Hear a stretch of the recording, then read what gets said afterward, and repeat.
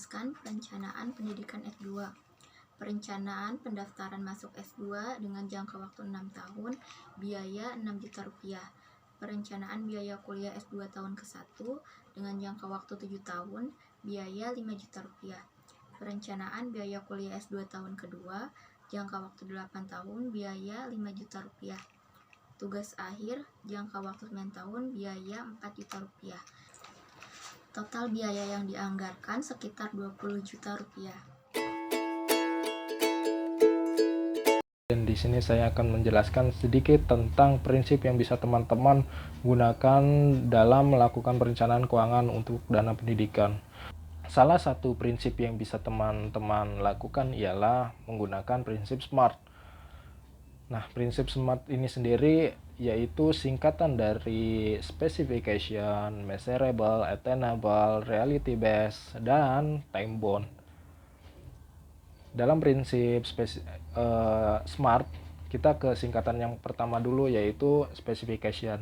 Nah, teman-teman bisa melakukan spesifikasi atau perincian perencanaan keuangan teman-teman, yaitu seperti apa yang menjadi tujuan teman-teman melakukan perencanaan keuangan, terus mengapa ingin melakukan perencanaan keuangan, kemudian kapan teman-teman harus memulai perencanaan keuangan, dan bagaimana agar perencanaan keuangan teman-teman dapat tercapai. Kemudian selanjutnya kita ke measurable. Measurable ini adalah bisa diukur. Artinya perencanaan keuangan teman-teman itu dapat diukur dengan sejumlah uang maupun waktu gitu loh.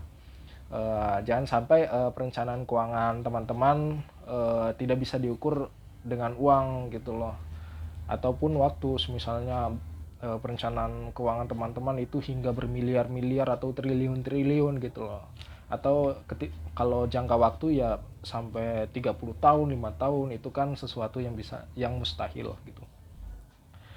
Nah, kesingkatan kedua yaitu attainable, ya kan, atau bisa dicapai. Jadi ketika teman-teman melakukan perencanaan keuangan teman-teman harus dapat tercapai. Semisal teman-teman ingin melakukan perencanaan keuangan hingga 20 juta. Nah, bagaimana teman-teman mencapai 20 juta tersebut? Ya, teman-teman harus menabung gitu loh. Jadi itu prinsip attainable, harus bisa dicapai dengan cara menabung gitu loh. Jangan sampai perencanaan keuangan teman-teman itu tidak bisa dicapai gitu loh. Nah, kemudian ke prinsip yang keempat atau singkatan yang keempat yaitu reality based, yang artinya sesuai dengan realita. Nah, ketika teman-teman melakukan perencanaan keuangan untuk tujuan tertentu, nah tujuannya ini harus sesuai dengan realita. Apakah tujuan dari teman-teman melakukan perencanaan keuangan ini sesuai atau tidak dengan realita yang ada gitu loh. Jangan sampai membebani teman-teman sendiri gitu. Seperti yang saya katakan tadi,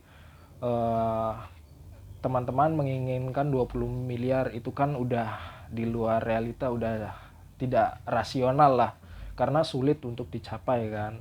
Jadi gitu, ketika teman-teman melakukan perencanaan keuangan, teman-teman harus sesuai dengan realita gitu.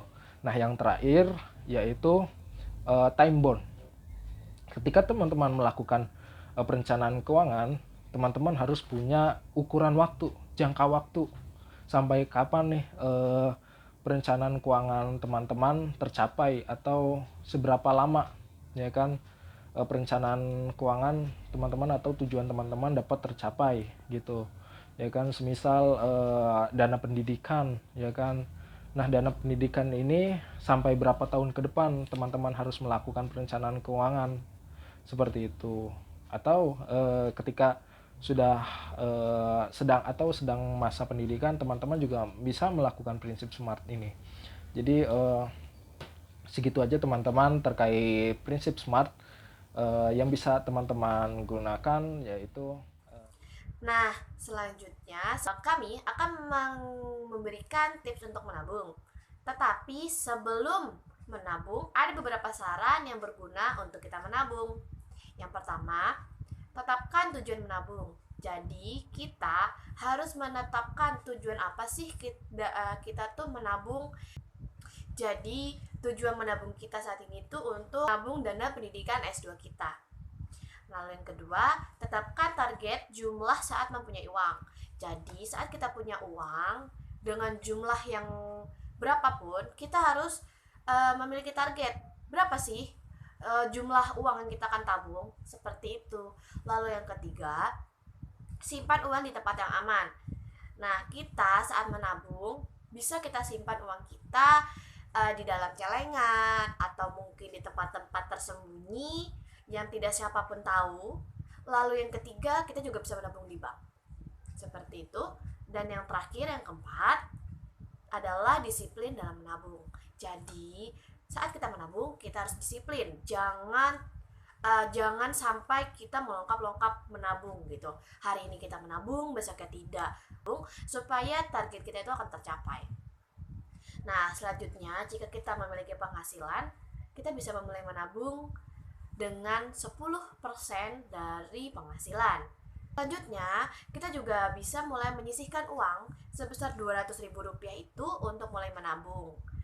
Bagaimana sih caranya menabung dengan rutin sehingga kita dapat mencapai target atau tujuan kita dari menabung ini? Yang pertama, langsung menabung saat kita menerima penghasilan. Jadi, saat kita menerima penghasilan kita, misalkan gaji dari kerja kita, atau mungkin kita dikasih uang dari orang tua kita langsung menyisihkan uang tersebut untuk menabung. Jadi pisahkan uang menabung dengan uang belanja, seperti itu. Yang ketiga, tentukan berapa uang yang akan kita tabung, seperti itu. Jadi kita harus tahu berapa sih uang yang harus kita tabung, seperti itu. Jadi kita harus tentukan sendiri supaya kedepannya itu uang yang kita tabung tuh akan banyak dan target kita tercapai, seperti itu. Yang keempat, aturlah budget kita. Misalkan dari budget itu ada kelebihan, kita bisa tabung kembali, masukkan gitu. Yang kelima, secara bertahap menaikkan jumlah uang untuk ditabung. Misal tadi kita menabung mulai dari 200.000, bulan depan atau mungkin 2 bulan selanjutnya kita mulai menaikkan jumlah tabungan kita jadi 210.000, seperti itu. Lalu yang keenam, jangan pernah menabung hanya ketika ada sisa. Jadi bisa mungkin kita menabung saat di awal-awal gitu, jangan di akhir-akhir. Nah, sekian dari kelompok 10 mengenai perencanaan keuangan dana pendidikan S2 menggunakan prinsip SMART dan tips untuk menabung supaya target kita atau tujuan kita dari dana pendidikan S2 ini, rencana keuangan, akan tercapai. Semangat!